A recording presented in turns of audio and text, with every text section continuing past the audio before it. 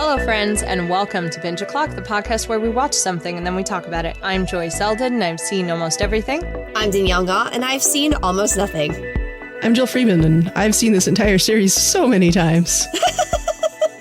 This is also why I had to actually finish all these episodes, because otherwise I probably would have been talking about things that didn't actually happen in them. Oh. So, spoilers, listeners, I was like down to the wire today because I have ADD, as I'm sure you have no idea if you've been listening to this podcast. And I was completely distracted all day until I was on my way home on the train, literally watching these episodes up until the 11th hour of recording. Yeah. And I was like, no, you don't understand. I have to finish it so that I know exactly what happened in these three so I don't give anything away for the rest of the series. See, I mean, at this point in the series, that's a valid concern. Totally. My terrible, certainly not as terrible as Grunkle Stan's secret, but my terrible secret is that the only reason I cannot watch episodes like at work or on my phone is because I'm using a friend's Hulu account and I have no idea what the password is. But it's in my TV, and so if I love that. That's so 21st century. I love it. It's very millennial of you. But yes, friends, we are here to talk about Gravity Falls Season 2, Episodes 10, 11, and 12. So, full disclosure, the Haunted Mansion episode is, in fact, my favorite episode of the entire series. I don't even, it's number one. I'm not even going to say it's in my top three. It's my favorite episode. I feel like, first of all, I don't think that there's another episode that you've said is your favorite. But at some point, maybe as these podcast episodes are released and as I'm listening to them again, I need to keep a tally of how many episodes you say are in your top three. Oh no, I have a feeling we're gonna add that in for the wrap up, and we're gonna be like, okay, there are 6 episodes currently in Joy's top 3, and we're gonna make her choose. Exactly. Absolutely. I'm like, this is you have number carte one. blanche to do that. If this is the number one, that's fine. I accept that. But then there are only 2 more places after that. And I'm confident that you have named more than 2 episodes as being in your top 3. You know, what is 3 but a cosmic... It's the magic number. It is, in fact, the magic number, and it's like the TARDIS. It has room enough for everyone, okay? But yes, we'll get to the next 2 episodes, because those 2 episodes I think we can talk about joined together, because they don't explicitly say they're part 1 and part 2, but you should watch those 2 together. Yeah. And the first episode is kind of a standalone, and we get to know more about Pacifica Northwest. I feel like we mentioned to you, Danielle, about how Pacifica kind of has not a redemption arc, but she grows as a person. Uh-huh. And this is where it happens. Yeah, this is exactly where it happens. And I think it's really nice to see her home life and to see her parents and how they treat her. Mm-hmm. And now you understand why I was from the perspective of an actual professional mandated reporter, the Pacifica Northwest story. Right. I know. The minute her dad pulled out that bell, I was like, right? Oh, we've hit red flag territory. We've hit I'm calling child services territory. We've hit you're treating somebody hand this man a book that's please don't treat your children like animals. Well, it goes so much pretty. A, yes. And B, no child should be that scared of a sound. And if a kid is that scared of a sound, there's something else happening. Indeed. Yeah. Indeed. And we never really learn it, but that's okay. I'm okay. Yeah. Nope. We didn't need to. This is PG. This is supposed to be PG at most. PG, kids show. We don't need worse. Yeah. I really love the girls in this episode. I think they all bring their A game. I mean, literally. The fact that they make their own dresses. All right. So I don't know if you guys remember, but I'm pretty sure that that Mabel's headpiece in particular was a reference to the headpiece that some like royal cousin wore to Kate Middleton and Prince William's wedding. I don't know if you remember the thing that was like it was like shaped like this with like a plume on it or something. It was memed to hell and back. Yeah. I mean, I'll believe you. I'm barely on any royal family radar anything. Hard same. But I adored Candy's little like swan-shaped ponytail swoosh. Yeah. Spectacular. They were giving. I loved Grenda's whole look. Grenda looked great. Grenda looked great. And I love that Grenda gets the guy at the end. Like, I'm such a sucker for, she shoved him around a little and he was like, I'd like to give you my number.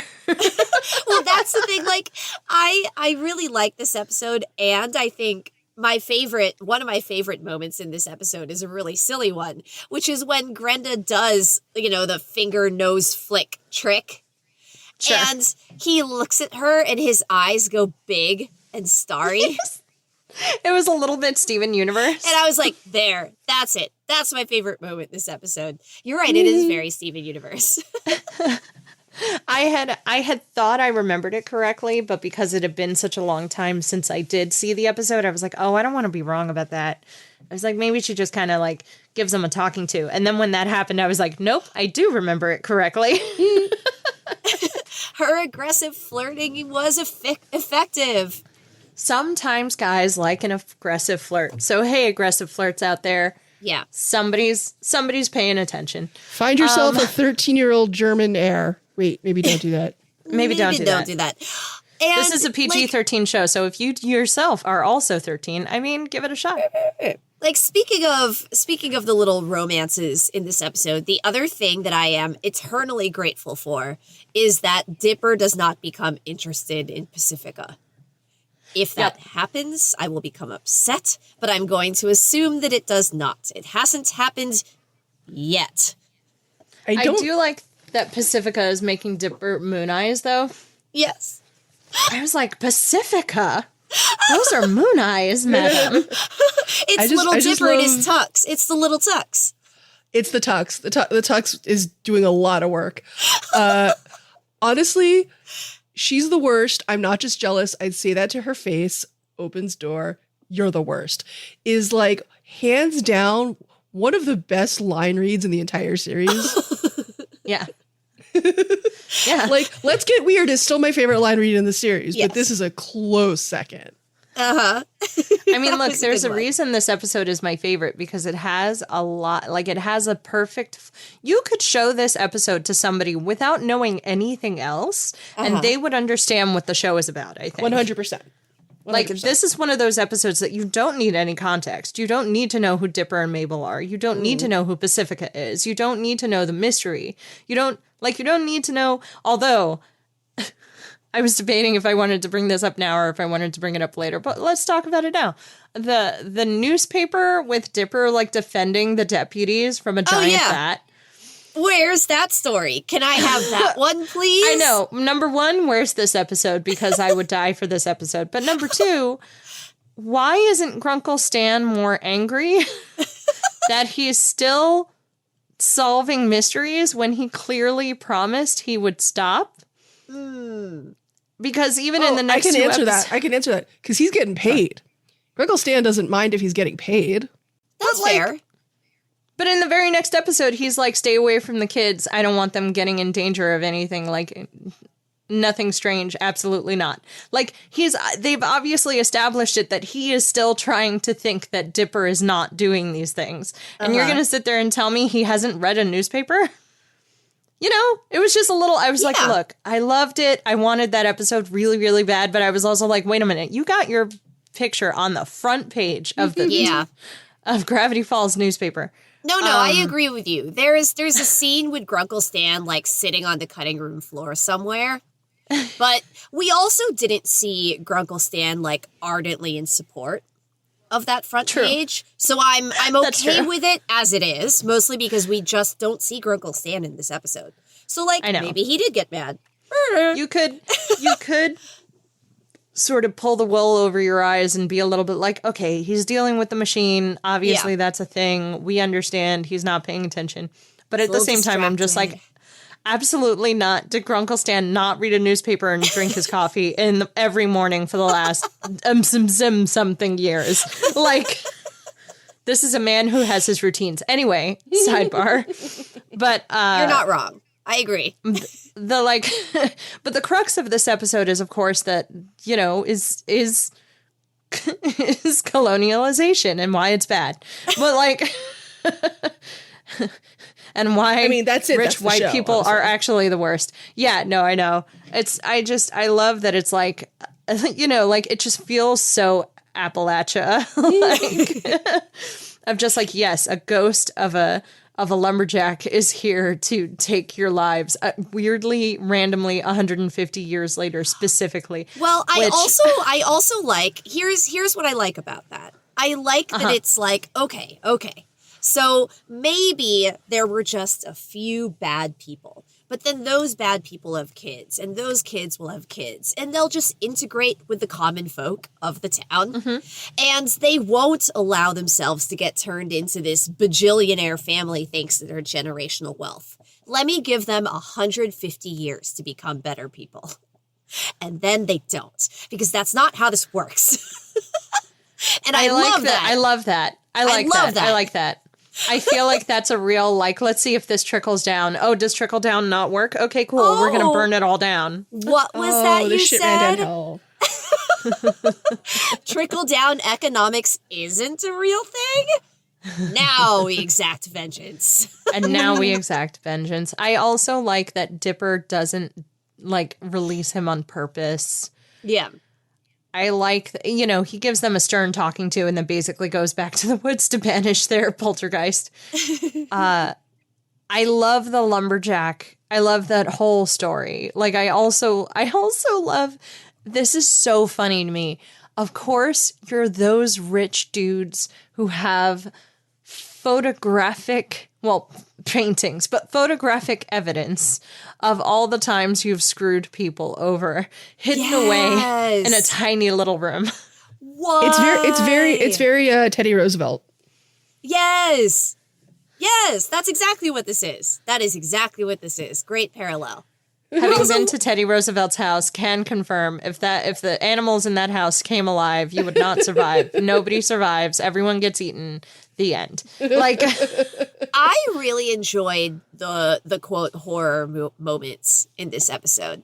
I don't think that they were as horrific as some of the other things we've seen. Like, you know, they don't even hold a candle to the Mabel Dipper, or I know. We keep coming back to that. Nothing has topped that yet. Nothing has topped that.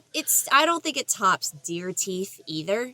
Like, Deer Teeth were definitely pretty bad, but the moments in this episode were still really enjoyable. Like, I love the scene when the haunting first happens and the animals are like bubbling over, blood in their mouths and chanting. What were they chanting? Ancient blood, I think. Ancient sins. Ancient sins. Yes, you're right. That is exactly what it was. Sins. Ancient sins. Ancient sins. And then when they horrifically, again, fully come alive later on, but when they come alive, they are still like stuffed or in half or attached to things. I like they can't come back fully. That's what they I mean. come back like as they are. In a different show or movie, a different, more realistic show or movie, that would actually be awful. Yeah. Like to watch and experience. And I also really like the way the ghost kind of manifests, because like he shows up very skeletal at first and kind of has like barely any skin on his bones, and then his like spectral form sort of explodes from him and you get that fiery beard and fiery hair. Like, it's just solid scares. Solid notes. scares. 10 out of 10. He pulls the axe out of his head. It's his weapon now. It's all good. It's all good. Also, quick shout out to turning people into like wood, which is like one of my favorite like Batman things that Poison Ivy used to do. Like, reminiscent of that, like, we're just going to take the rich of Gotham City, turn them into trees. Oh, I haven't seen because that movie we're going to in steal so their money. Long. No. This was the animated series. Oh, because I was like, I don't remember that part of the movie is actually what I was just thinking. Like, I'll have to share it with you. It's been ages. horrifying. Wait, Batman the Animated Series? Yeah. I have seen that. I just clearly have forgotten that episode. I mean, look, to be fair, it's from the 90s. If you don't remember it, it's totally fine. There's a lot of episodes, and some of them stand out. Like, the Clayface episode stands out. The guy on the puppet mobster episode stands out. Like, there's a lot of standout episodes. The bat one stands out for me. Yeah, the bat. Like the bat, like the giant bat. No, for me, it's the sleeping, the one where he's like asleep. And he realizes he's asleep because he can't read in the dream. Oh, I don't remember that one. Okay, we're going to have to exchange, like, favorite Batman the Animated Series episodes. And that'll be, like, a very special Bach Pod episode. Like, we'll each just pick one. And then everyone just pick will one watch episode for us to watch. That one. And then, yeah. Now, for separate reasons, I remember the lady who was obsessed with cats. She was fantastic. For separate reasons. Separate reasons. Gosh. Don't know what those reasons are, Danielle. What could that not be? Like you have 4 cats or something. Absolutely not. The bad guy obsessed with cats. Are there other things to talk about this episode before we move on to the next 2? Not a lot. Like, as much as I love this episode, I feel like narratively, it's nowhere near as important as the next 2, right? So it's mostly just, like, favorite moments, really well done. Mm-hmm. As you said, Joy. Having like, Pacifica, like, undo the generational trauma of her family. Mm-hmm. Like, and as you said, Joy, like, actually really good first episode of this show if you just want to throw someone into the deep end, because it kind of doesn't really give anything away either. Yeah, it's sort of like when people were like, "What Doctor Who episode should I start with?" And people were like, "Here's Blink." Yeah. Mm-hmm. Exactly. Like Blink or Girl in the Fireplace or blah, blah, blah. I mean, I will have a whole separate Bach Pod episode about how I don't think Girl in the Fireplace is a good episode to throw at people, but that's not it wouldn't have been my first choice. That was what my friends did, and I was like, I barely understand what's happening. That was your first episode of New Who? I don't know if it was my first episode, but it was one of the first ones I watched, and I was like, I don't understand what's going on. They didn't show it to me in context. And I was like, you can't show this episode to someone who doesn't understand who Rose is, who the doctor is. No. You can't. Yeah, agreed. You can't. Totally agreed. 100%. And all of my friends were like, just watch Girl in the Fireplace. And every single time people recommend it, I'm like, no, do not. I don't actually think this is a good option, but I still think even like the library episode is a better first option than that one. I would actually agree with that. The library 2-parter is honestly a better option than Girl in the Fireplace 1010. Midnight? Ooh. Midnight's pretty good, although again, you definitely need the context of who the doctor is for Midnight for that to make sense. Anything that's like, the doctor is super powerful, if you don't get that in the episode, you've got problems. Because fair. like you need to know why it's important that the doctor is like doing all this crazy nonsense. Somewhere in the back of my head, I was assuming that you, like, generally knew who Doctor Who was, like, because you'd seen the old stuff, and then someone threw this episode at you. No? So the funniest thing, and we have to move on to the other episodes, but very quickly, the funny thing is I actually watched the Doctor Who movie that was shown in America when I was very, very small. Paul and I McGann. didn't. Yeah, the Paul McGann. And I actually didn't know what the heck it was, but I thought it was really interesting and fun. But I didn't know what Doctor Who was. I didn't know it was a TV series. I didn't know who he was because, spoilers, he spends most of the movie having amnesia. So he doesn't know who he is, and nobody else does either. So was a really interesting, and it wasn't until years later where I was like, wait Paul McGann played the Doctor? Wait a minute, I've seen that. It was so stupid. It was just like, wait, what, why? But like, I knew very little. I knew Doctor Who, the words. Mm-hmm. I didn't know what they meant. I didn't know who the Doctor was. I didn't know what the TARDIS was until somewhere in the middle of David Tennant's run, I think he was in the Martha season. Yeah. Somebody introduced me to it. And then they played me like a couple of random scenes, and then I went to the beginning and watched with Eccleston and watched it. But it wasn't until like it was already going for a couple of years because people were starting to talk about it, and I was like, I don't know what you're talking about. Mm-hmm. And so people started showing me episodes, and I was like, okay. I'm confused. I'm confused. It's because someone showed you Girl in the Fireplace first. That's why you were confused. Because somebody.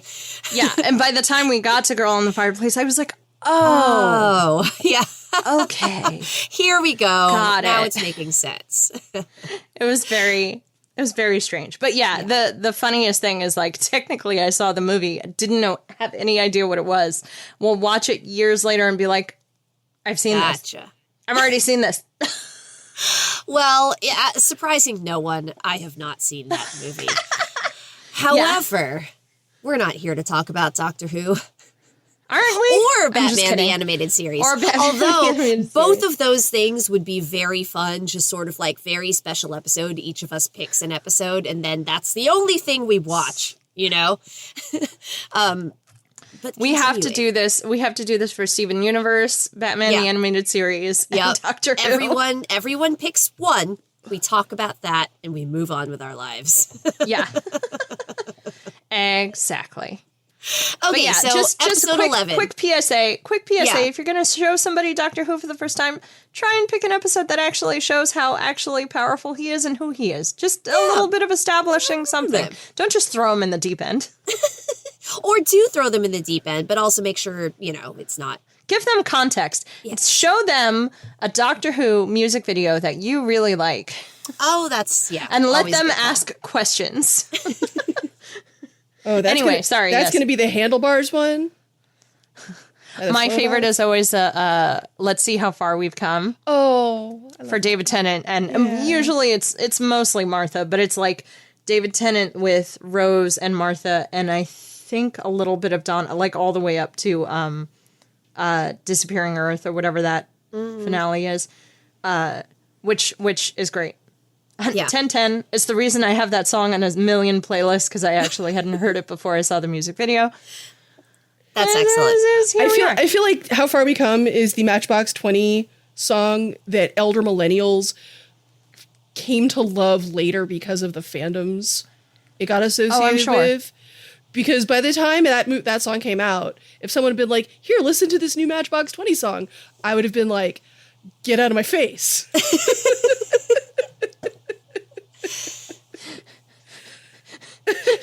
They rickroll you, but it's Matchbox 20. Like, it was not for me.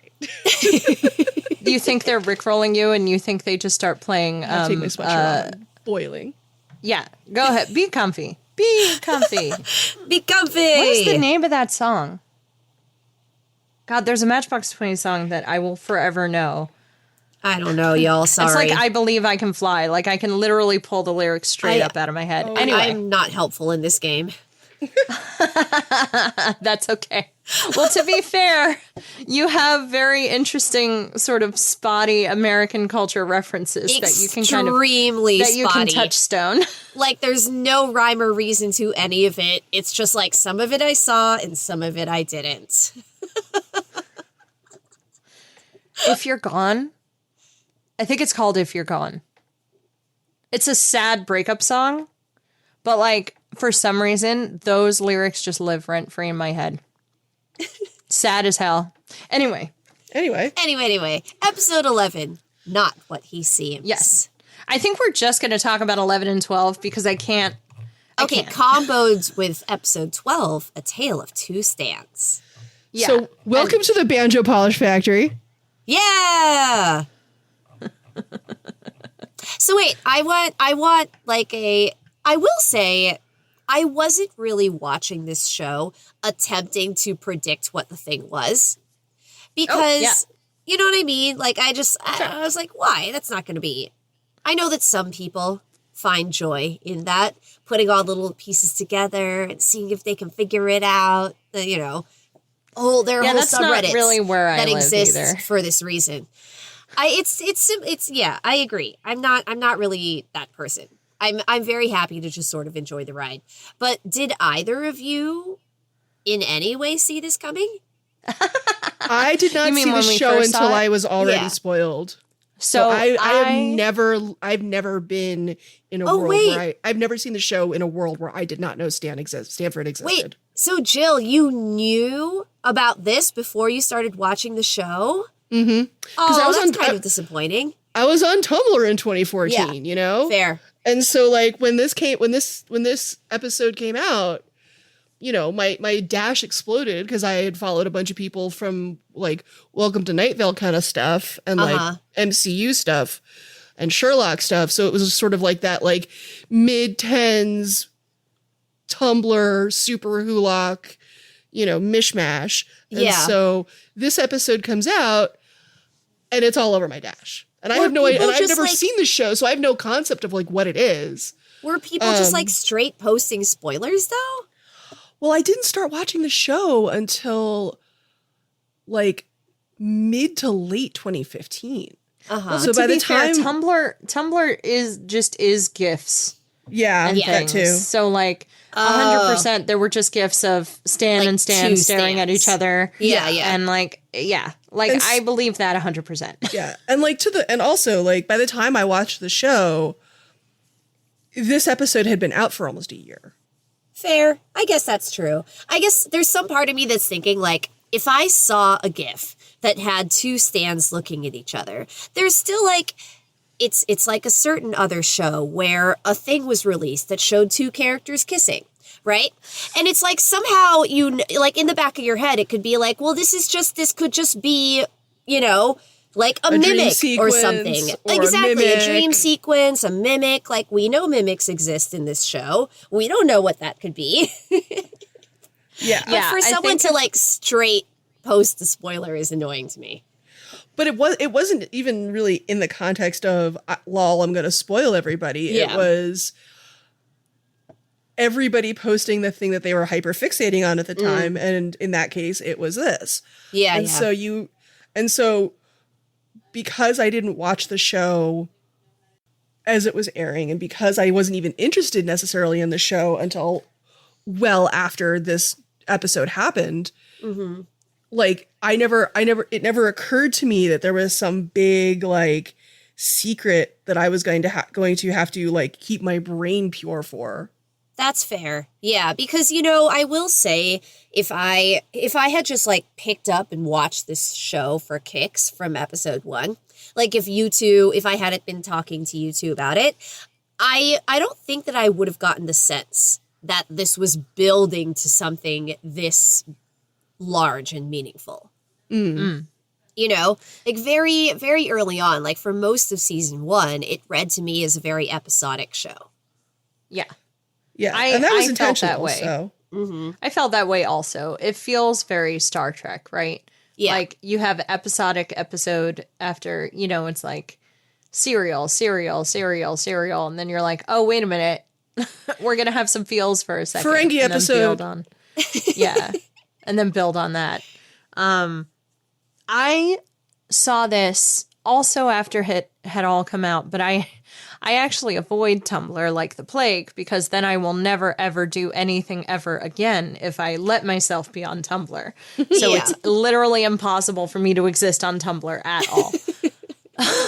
So I was pretty not spoiled, but my problem was I had seen one episode very late in season 2 without any context because my friends were watching it and I just happened to be there.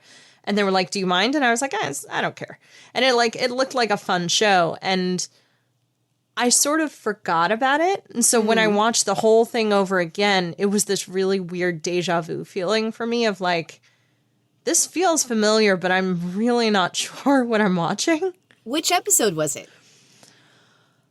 I don't think we've gotten to it yet. When we get to it in the so really it's late. Literally later than this. Yeah. Like it's stuff where I'm like, I only remember it when I see it because otherwise it doesn't even make any sense. It actually okay, so there's a really weird phenomenon. I forget what it's called, but there's a thing where if you repeat a phrase over and over again, like if you have one phrase on loop, eventually it starts to kind of sound like music. Yes. Oh. And so you should try, kids at home, you should try this. It's actually really fun. Like you record like just a sentence or something, or you record somebody saying something. And then if you just repeat one part of the sentence over and over and over again, you start to hear singing. You start to hear it like melodic tone. And if you put it back into the context of the sentence, a lot of times what it is you'll hear like the sentence normally, and then suddenly they break out into song, and then it goes back to normal. That's what it feels like for this episode for me. It's like, I don't even remember which episode it is. I couldn't tell you what the mystery was. I couldn't even explain what they were doing, how I remember what is happening. But I have to see it in sequence, and then all of a sudden that episode jumps out at me. I'm like, it's this one. That's the one. Oh, that's amazing. Okay, I'm excited to discover which episode was your first episode of Gravity Falls. I'm noticing a pattern of people just randomly showing me first showing you episodes things out of context. I feel like I feel like in order for us to like reach a new level of friendship, I need to choose a show that you have not seen. Select a specific that you have seen. Yeah, exactly. Something I have seen and you have not seen, and I'm going to pull an episode out of Breaking context Bad and be like, this one. Breaking Bad. Just throw it at me. No. I'm not. I mean, listen, have I seen Breaking Bad? Yes. Am I a Breaking Bad stan? No. Like, not in the sense that I have a like go-to favorite episode, you know? No, that's fair. That's fair. Like I have more but go-to I have also favorite never episodes seen for Batman Breaking the Bad. Animated Series than for Breaking Bad, you know? That's which fair. like should tell you how much I care about that show. Depending on the Batman show, you might have seen more Batman than I have. It depends. Maybe. But yeah, so the first episode is, Stan basically trying to have a nice summer with his great niece and nephew, and then the FBI showing up. I love the beginning of this episode. I love me the too. beginning of this episode. I love the fireworks. I love that he joins in on this illegal firework roof party. I love that they clean it up with water balloons. I love when the sheriff and deputies show up and they leave because they can't argue. Can't argue with that. Stan, Mabel, and Timur. Can't argue everything with about the that. beginning of this is great, including his face when Mabel says they still have plenty of summer left. Yeah. He looks so Yes, stricken that's- when she says that. I know. And that's the heart of this show, right? We've been talking about this since the first podcast episode. This is their last summer to be kids. Yeah. Yep. So it was a really nice opening. I love it so much. And of course, Grunkle Stan is about to have this heart-to-heart, explain everything with these kids, the mystery that we've been seeing him do, but the kids don't know anything about. And then the FBI shows up and the SWAT guys. And I'm always such a sucker for this in shows where it's like the authorities' heart is in the right place, but they're just not. The execution is so poor. It's so lacking. And I just, it's a real Mulder Scully situation where, like, at least they didn't go in most of the time guns a-blazing, That's true. Although my favorite thing is securing the pig. The pig! Secure the pig. Now I Secure know where the pig. that gift The pig comes from. is secure. Right? There it is. That came from this episode. I love the caution tape. It only would have been made better if Waddles had nommed a little bit of it. Oh, yeah. I do feel like Stan having, Stan at his heart as a con man. He knows who he is. He knows what he's done. It is very heartbreaking to have him, sort of carted away of just like, it's not what you think, Yeah, that's true. It's very reverse boy who cried wolf, right? Right. Like this is like It's the one like- time where he's not being a terrible person. Yes. It's so interesting to me because it's like he doesn't have time to explain what he means. Yeah. Right? So he did in fact steal whatever it was. Insert Hazardous bad waste. government. Yes, Toxic hazardous waste. did in fact steal toxic waste from a government facility. Mm-hmm. And the problem is all he can tell them is like, this one time I didn't do it. And what are they like? But did it do what, right? Because you Didn't did do do what? it. You did do it. It being stealing the hazardous waste, right? Yeah. And he's like, but no, I've got a good reason for it. But obviously doesn't have time to explain because, I mean, as we find out later, it takes Seuss 13 hours to explain this to Wendy. Oh my God. Like, this is a 13-hour story.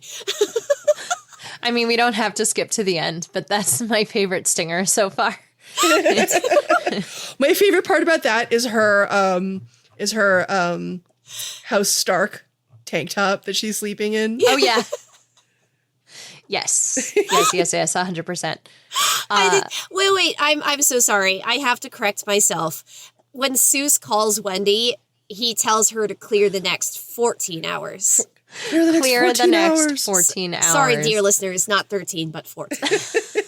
I love that first of all, that he and Wendy have this relationship. I know, it's so cute. Because all I can think of is like, this has happened before. Yes. Yeah. He has called Wendy to explain. Anyway, so the police come and take Stan away. They try to interrogate him, but he's a slippery guy, and so they don't get a whole lot out of him. Meanwhile, the kids try to, like, they get, sort of captured and then they escape. Although I love how they escape. My favorite thing. Several times is overrated is one of my favorite things because she could have said SUX. She could have said SUCKS. Yeah. She wrote out overrated. Overrated. Sometimes people forget that Mabel is surprisingly intellectual. Yes. Like, I 100% believe that in another 20 years, she's going to be the overthinking office person. Yeah. Who's like, how do I compose this email? She would be an excellent office manager. She really was. 100%. 100%. Are you kidding? A Virgo on the spectrum? Forget it. Boss Mabel. That's exactly who you want as an office manager. This has been Boss astrology Mabel. moment. Give her another Jill. shot. Yeah. 100%. I forgot she's a Virgo. Oh, He's a man. Virgo too. Maybe they both Is are. Dipper very Virgo? They're twins. But is he very Virgo? Yes. I actually made a Tumblr joke once that was, there are two types of Virgos, and it's just a picture of the Two Pines twins. Nice. I mean, that's fair. I this is where I admit I know extremely little about astrology. Like, little to none. But I know many just friends who are enough very to into it. sound like a jerk. Even the people who know a lot don't really know that much. I mean, I have a few friends who are very, very into it, which, doesn't bother me at all. But I always get this reaction where I am a Virgo, by the way. And I do get this reaction now and then where people will be like, oh, what's your sign? And I know what my sign is because I want to be able to answer that question. So I tell them what my sign is. And everyone's face goes, oh. And I'm like, what? Can I tell you? I tell people. Tell me more. I tell What people does that I'm a mean? Leo. I tell people I'm a Leo, and they go, "But I like you." Oh, but see, I actually, Joy, have a lot of Leo friends. I have many, many Leo friends, and I think it's very funny. I was supposed to be a Leo, and I'm still kind of bitter that I'm not. Leo's just adopting Virgos everywhere we go. Actually, Such is I'm the surrounded way. by Aries. I'm surrounded by Aries and Sagittarius mostly. Which is just funny to me. But I always feel bad. I'm like, that's a weird compliment. I guess I'll take it. It is a weird compliment. And I'm also like, what's wrong with being a Leo? What's wrong with it? I like the Leos in my life. Just saying. Well, gee, thanks. They like you too. I mean, And I can't speak for all Leos, but I'm sure they like you too. And one day I'm going to get someone to explain to me what the means Means when people So find it's out so that I'm loaded. a Virgo. So I'm curious, like, the thing I guess that I'm wondering is, like, are these people, do they know you well, or are they trying to figure you out with that information? Because, like, it makes sense to me just in terms of like, I don't know you super well, but I know that you're a fairly fastidious, well put together person who, you know, is Likes good at cats planning. and fluffy things. Yeah. Like, so I'm just curious. And food. I love that. And food. You it's also just- like food. Yeah, and it's just like, Are those Virgo what things? are they? What like? I guess I'm curious if they're reacting to figuring like aligning what they know of you with what they know of Virgos, or they don't know you super well and they're trying to map Virgo onto you. I think it's a combo of both, because most of the people that have had that reaction to me have been coworkers. Some of whom I have worked with for a long time, like a decade, you know? But knowing someone at work is very different from knowing someone. That's very and true. In You your know? personal life, yeah. So low column A, low column B, probably. I mean, really, as our two examples of Dipper and Mabel, I don't know. It's hard to put you in either category. I don't think I'm either. You're very Mabel, but you're also kind of Dipper. There's two kinds of Virgos. I don't know. Yeah. You're Virgo fluid, Danielle. Virgo fluid. Somewhere in that mix. I know. Hey, friends, if you have strong feelings about astrology, get at us in the comments. Yeah. I don't... Get in the comments. Explain Maybe to tell me what the problem is with female Leos, I guess. I mean, not just. I mean, the stereotype of Leo is very like self-centered, very extroverted, very like it's all about me. Which I would when I became an adult. I actually I started hearing what people think, especially female Leos. There's a lot of female Leo energy that's like, you wear leopard print and talk really loud, and maybe you smoke and you sing too much. And I was like, okay, I do sing too much, but the rest of that, I'm not entirely sure that I do. I mean, this is why like people being like, I'm a blah blah blah is kind of useless, because you kind of need the rest of the chart to figure out a person. Yes. Because like I'm Cancer. Like I'm a Cancer. Mm-hmm. I don't think I ping to anybody as a Cancer. Mm. I mean, you do But to me, but that's only because you remind me of my best friend who's a Cancer. What are the other two? Like the moon and the rising and all that? Yeah. So I'm a Libra rising and a Sagittarius moon. Mm-hmm. And my favorite thing about my chart is I have no Earth at all. I don't know anything. I don't see. This is where my knowledge stops. I know that there is a moon. I know that there is a rising, and that is the breadth of it. So maybe afterwards we can take a peek at each other's charts. That might be kind of fun. I haven't gotten mine done in a very long time.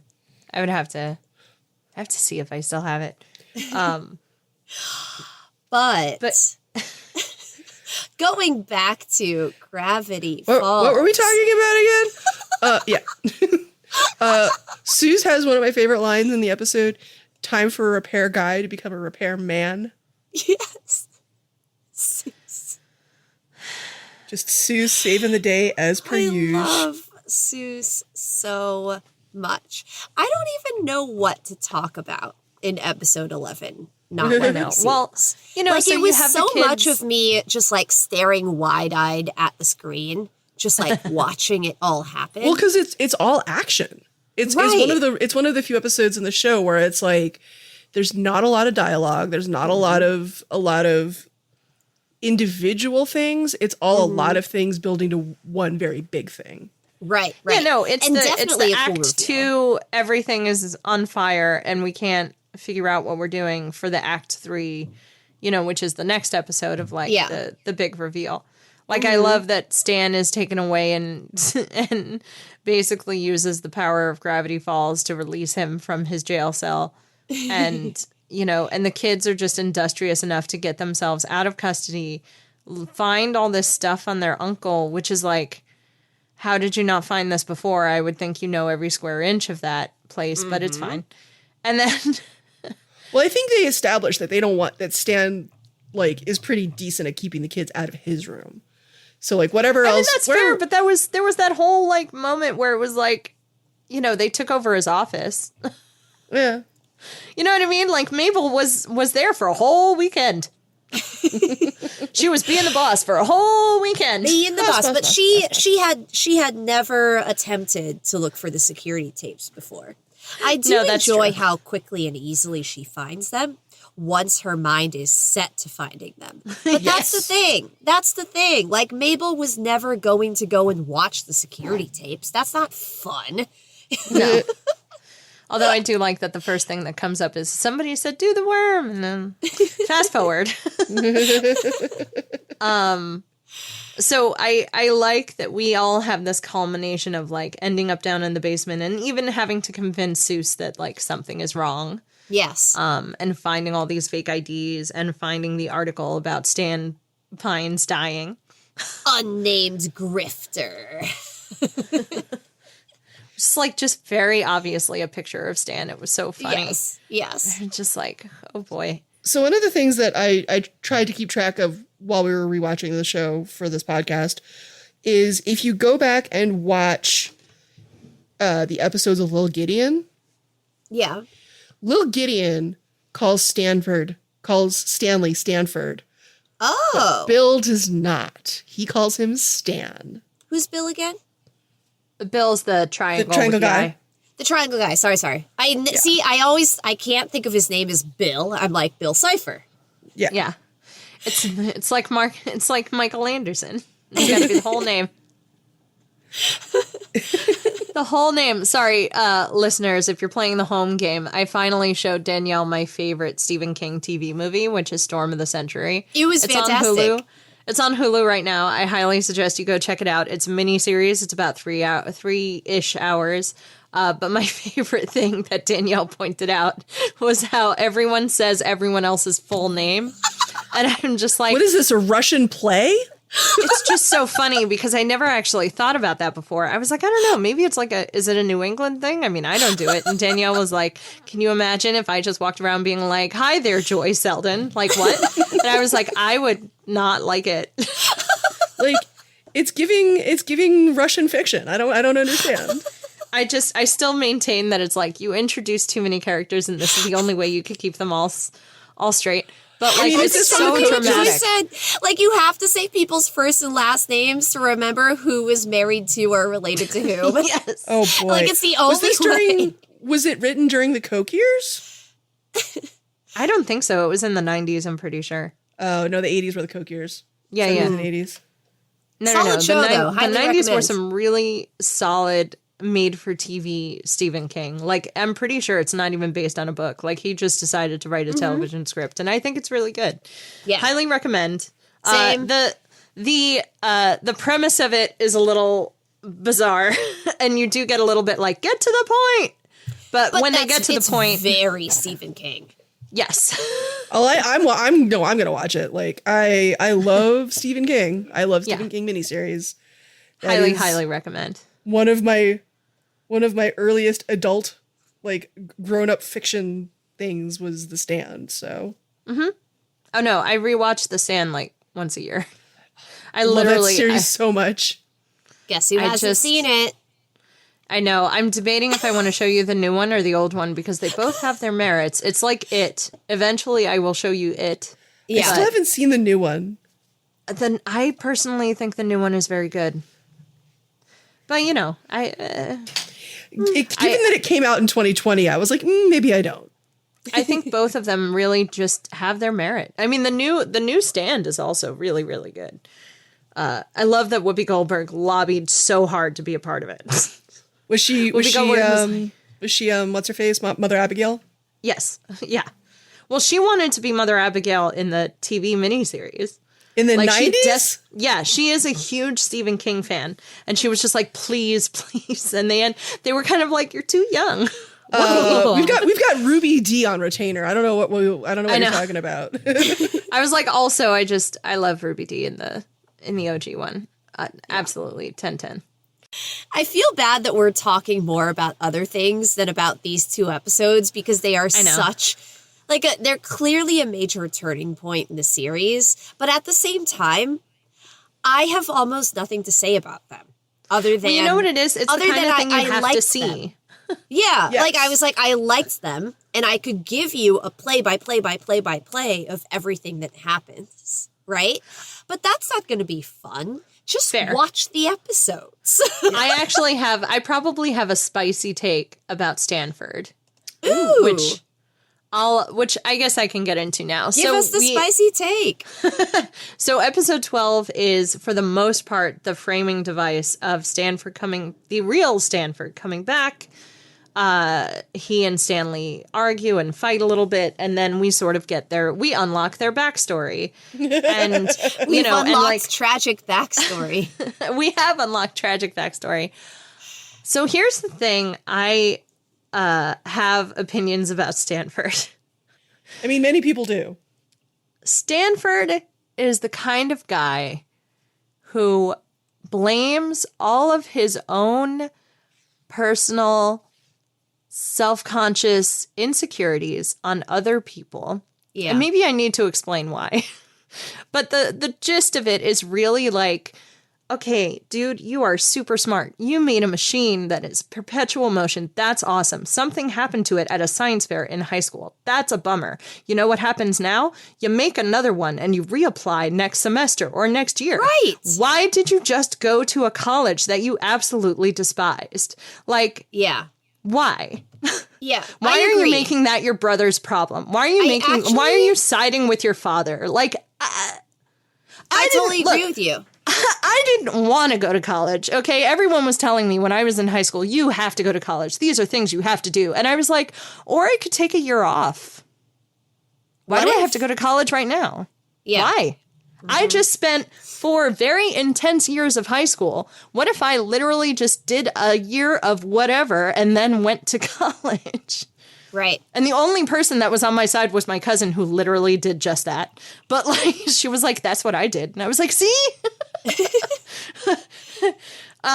But like, it just bothers me to no end that you were like, well, I didn't get into my dream school, so I guess I'm going to this awful community college, which, by the way, community colleges aren't awful. Number one. No. Number two, So, like, yeah, stand on your soapbox. And I did my undergrad in 18 months or whatever it was he did. I was like, okay, buddy. Okay, Like, great. exactly, Because you're at a that's the community thing. college. He was still So- able to make something of himself afterwards. He still had this incredible, what he claims was an incredible thesis, and I suppose some pretty incredible discoveries. Right? Mm-hmm. I agree with you, Joy. I have a lot more sympathy for Stan Lee than I do for Stanford. 100%. Which I find surprising. I don't think, like, prior to watching episode 12, that's not the prediction I would have made about myself. Sure. And I will preface this by saying, I think it's pretty obvious that, like, Stan Lee is the Mabel, Stanford is the Dipper. Yeah. Stanford's always going to be the more logical one, the one that, is more practical. I will also say that, like, given where he's been and how long he's been there, maybe he's dealing with some trauma that, spoilers, that he's probably not dealing with. But, but like, even when he comes back, he still doesn't say thank you. Like, he just met a niece and nephew he didn't even know existed. He just saw his brother again. But, like, then again, I don't know what I expected, because he called his brother 10 years after he got kicked out of the house to literally tell him to take a book and run away with it, when he got upset that his brother was going to set fire to it. Like, my dude, if you want it destroyed, destroy it. Destroy it. His brother's Stanley's face when he, like, perked up because he thought that they were finally going to go on this adventure together. I know. And I know that that's silly, right? It was a little childhood promise. Yeah. That, it was 100%. It was a little bit Hallmark. It was a Hallmark moment. as an adult, I don't think it's okay to be upset about that necessarily. Sure. Because it was a promise you made when you were kids and you didn't really understand the world around you. But he didn't really want to go sailing around the world and go treasure hunting. I mean, obviously some part of him did, And if Stanford had just asked him to stay, I think that would have been enough. Sure. If Stanford had just asked him to stay and help, Yes. that would have been fine. I really don't like that I don't like that Stan Lee is obviously the one who's very attached to him because he obviously doesn't have very many other friends. When personally, I think Stan Lee probably could have made many other friends. Yeah. But he wanted to be with Stanford. And Stanford just kind of hung out with Stan Lee because he beat up the bullies for him. Like, it's very strange. Their whole childhood is just a very strange relationship. And I mean, listen, I will admit that all of this is true. This is definitely how I would have viewed the show, putting aside what I'm about to say. But the fact that Stanford is voiced by J.K. Simmons, and now I am all caught up on Invincible. I'm like, you know, it just adds this fun one extra from the commentary layer of track. menace. fun one from the commentary track. Alex Hirsch recorded this with J.K. Simmons right after Whiplash had come out. Oh. And so Alex Hirsch was like terrified. That's amazing. Like he was going to make the wrong move or something. Yeah, he was just like, he had just seen Whiplash and he was just like, oh gosh, I have to be on my A game because otherwise it was like a more sinister version of Jason Mewes learning all of Dogma because he was going to be acting with Alan Rickman. If you have never heard this story, it's adorable. Jason Mewes was so nervous about being in this movie with Alan Rickman because Alan Rickman was a real actor. Yeah. That he didn't just learn all of his lines. He learned everybody's lines. Oh, I love that. Especially because it's also Jason Mewes, who you don't think, I love Jason Mewes. I feel like he has so much good acting chops, and I feel like nobody gives him the time of day because he's in the stoner movies. And I'm like, hey, Jason, if you're listening to this, which also big fan, but also you're genuinely talented, my dude. Don't sweat it. You're great. Oh, that's nice. He is. He's great. One day I will watch one of these movies. No, we're gonna introduce you to the Jay and Silent Bob oeuvre, and you personally, I think, will really love them. Will really latch onto it. Start with the animated series. Start with the animated series. No, we have to start with Clerks. We're gonna start with Clerks, and we're gonna work our way up. But yeah, no, I have some spicy takes about Stanford. But to be fair, I do remember my opinion changing about Stanford, but he is so dismissive when you first meet him that it's really hard to think anything else about him. And especially because we know Stanley. We didn't know this, but that's fair. That's the other thing. We've had so much time to fall in love with Stanley. Yeah. So, and even when he was being weird and creepy, we still just sort of accepted the things he was doing because it was but he does genuinely love his niece and nephew. He tries to be a good-ish guy. He tries not to do too terrible things. Yep. Although I also love their father. I love both their father and their mother. I'm impressed. I'm pretty sure that's that other guy from Breaking Bad, Mike.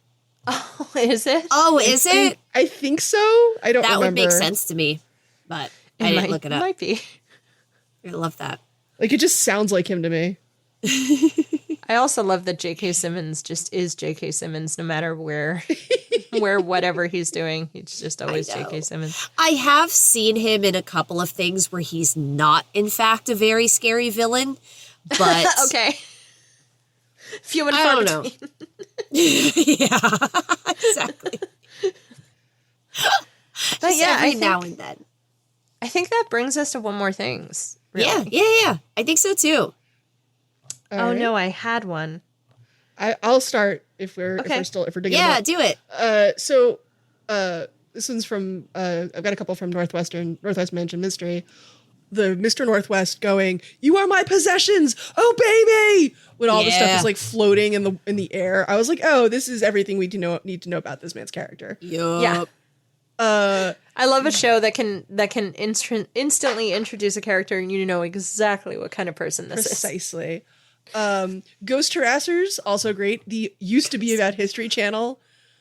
Like yes, that was the thing I was trying to remember. Me every time. History Channel.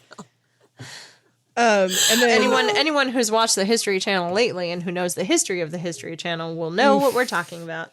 Oofa Doofa.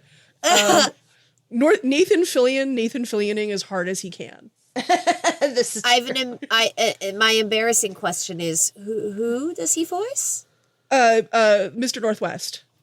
Oh, I don't think I put that together. Yeah.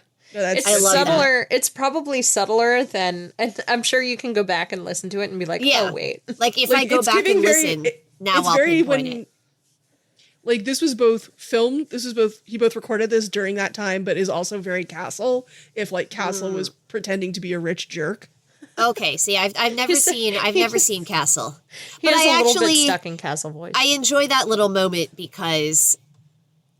I enjoy that little moment because Mabel's dress reminded me of Kaylee's dress. And now it's all coming together. That. Oh, maybe it is. Danielle, maybe it is. She Kaylee'd really hard. Oh my gosh, I never thought of that. That's such a good thing to connect the dots on. Oh, that's so good. Okay, so I do have one. Okay. All of Grunkle Stan's failed salesperson things. It's a real sham. It's a sham. It's a real sham. It will not give you rashes. This will not give you rashes. It gave them rashes. And of course, like the ultimate payoff of actually the Mystery Shack is the thing that I had been missing this whole time, and it's the only thing that's worked for me. Wait. But the Murder Shack's original name. But Joy, the murder hut. The murder hut. The murder hut. I 100% would have stopped for the murder hut had I been traveling through traveling through Gravity Falls. I would have been like, but we got to stop at the murder hut. I love how subtle that line is. It's like, the murder hut. Later renamed the Mystery Shack.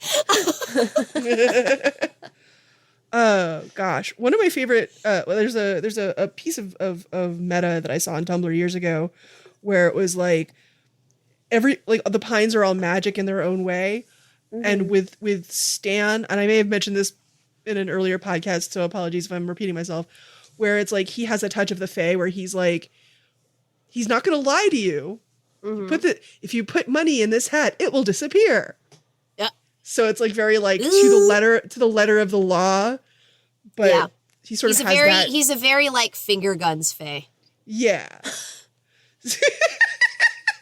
I mean, that's the title of the episode. Is that not Finger the title Guns of the Fae. episode? Yep. Love it. Finger Guns Fae. Stand for Stanley Pines. See, now I'm going to have to correct myself. Well, that's the thing. Like when I went back and rewatched, I was like, wait. We know that Gideon is a charlatan because he's calling him Stanford. When if he's really psychic, he would pretty darn well know that that's not Stanford. Very true. Very, very true. Yeah, he would know his real name. Yeah. Do you have one, Danielle? Or you just want to quote would you like to quote a thing?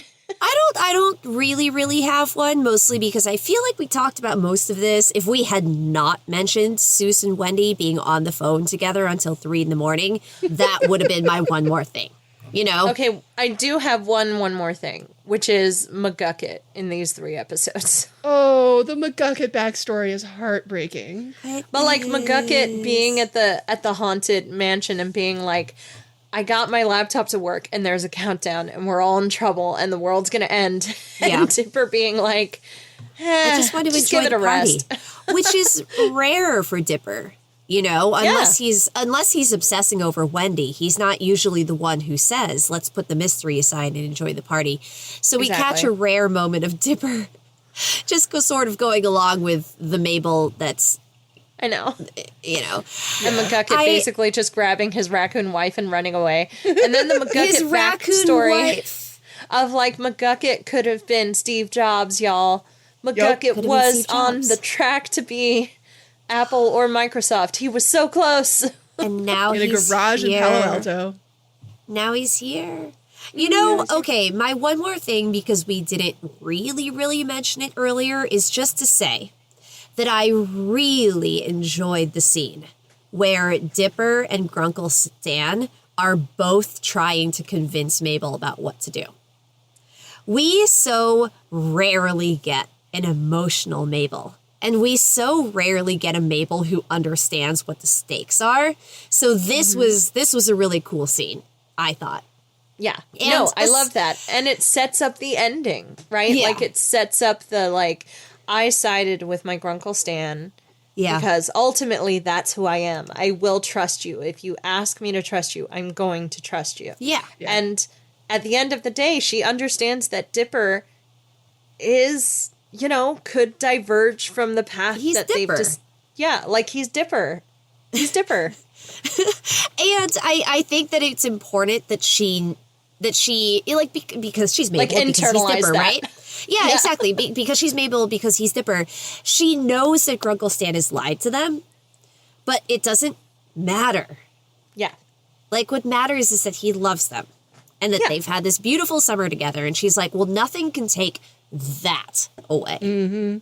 Yeah. And that was good. I loved that. Solid I love scene. that, too. Okay, I think we did it. We did it?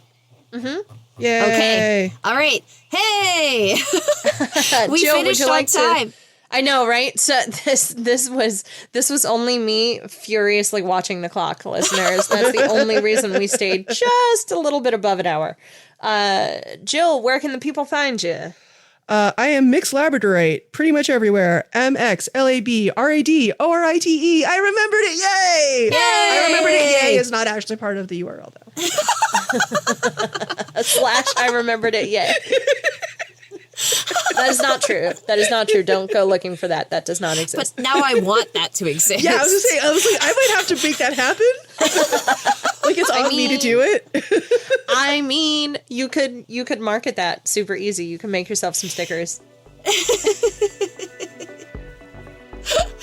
And if you are looking for more Bach Pod, we would love to hear from you. Please check us out at Binge O'Clock Pod on Twitter and Facebook, where you can answer the question, what would you wear to the Northwest's dinner party? You can also email us at bingeoclockpod@gmail.com. And don't forget, we have a Patreon. Find us at patreon.com/BachPod. That's right. Tell your friends, tell your family, tell your loved ones, tell the live lobsters in your life about Binge O'Clock, and we will see you next time.